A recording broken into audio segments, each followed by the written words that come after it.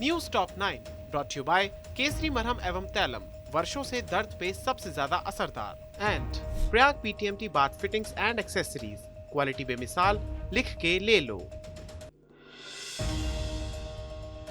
UP की तर्ज पर दिल्ली में भी बुलडोजर एक्शन हुआ है। राजधानी के जहांगीरपुर इलाके में बुधवार को एमसीडी ने अवैध निर्माण गिराने की कार्रवाई की, जिसके बाद सुप्रीम कोर्ट ने ऑपरेशन पर रोक लगा दी। दंगे के आरोपियों के घर गिराने का विरोध करने वाली याचिका पर सुप्रीम कोर्ट कल सुनवाई करेगा। सर्वोच्च अदालत ने कहा कि सुनवाई तक यथास्थिति बरकरार रखी जाए। हालांकि कोर्ट के आदेश के बाद भी करीब 2 घंटे बाद एमसीडी की कार्रवाई पूरी तरह रोकी गई।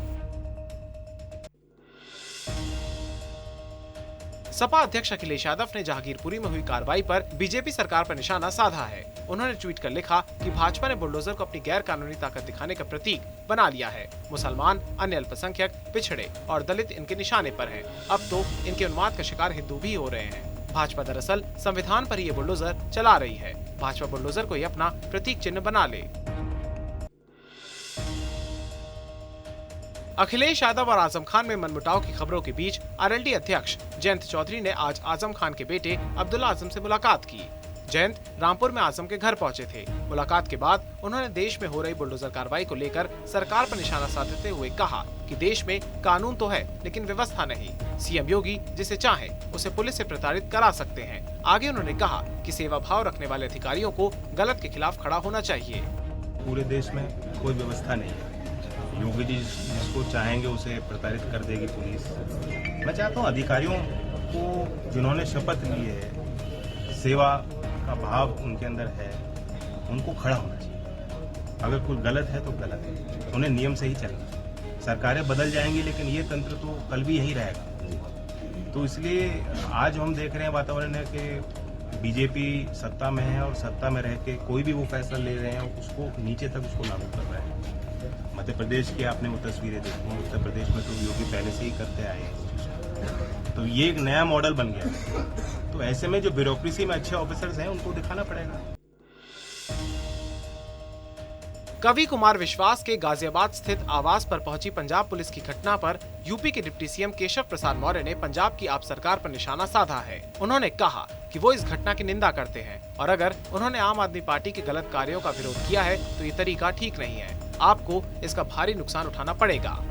कुमार विश्वास जी देश के जाने माने मतलब एक तरह से लोकप्रिय ऐसे कविराज हैं, मतलब जिनको सुनने के लिए मतलब युवाओं का सैलाब उमड़ता है। आम आदमी पार्टी के गलत कार्यों का अगर उन्होंने विरोध किया है तो उस विरोध का यह तरीका ठीक नहीं है जो उन्होंने तरीका अपनाया है। अब मुझे लगता है कि इस प्रकार की चीज़ें राजनीति में आकर के करने वाले इसका बहुत भारी नुकसान उठाएंगे।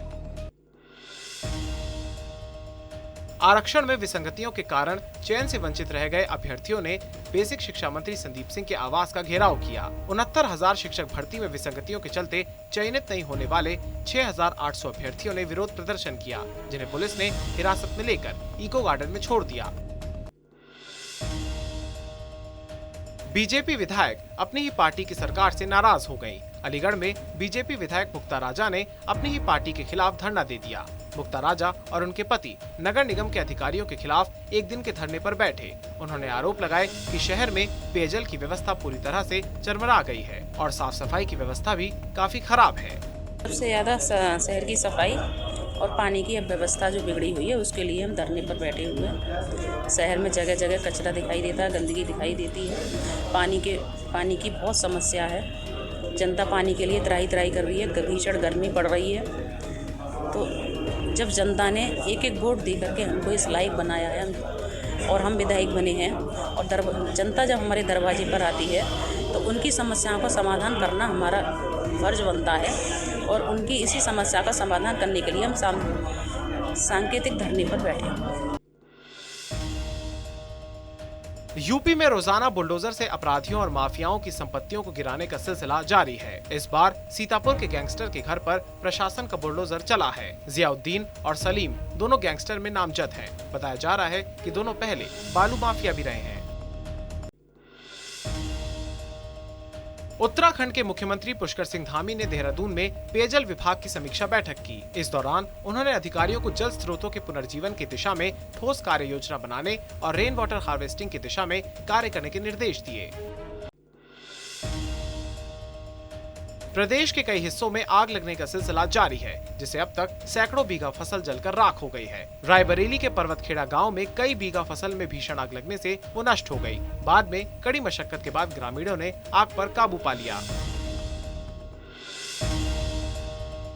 News top 9 brought you by Kesari मरहम एवं तैलम, वर्षों से दर्द पे सबसे ज्यादा असरदार, and Prayag PTMT bath fittings and accessories, quality बेमिसाल, लिख के ले लो।